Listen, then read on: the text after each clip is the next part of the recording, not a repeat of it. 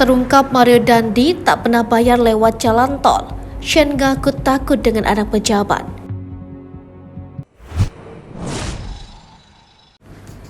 Terungkap Mario Dandi tak pernah bayar lewat jalan tol.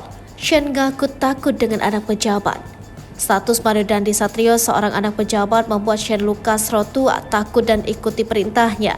Adapun Shane diminta merekam kejadian penganiayaan yang dilakukan Mario Dandi Satrio kepada David, putra petinggi GP Ansor, hingga koma.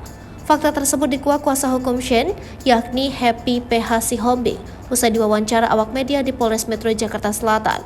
Bahkan dikatakannya dalam pergaulan sehari-hari dengan Shane, Mario juga kerap melakukan hal apapun, salah satunya tak pernah membayar ketika melintasi jalan tol.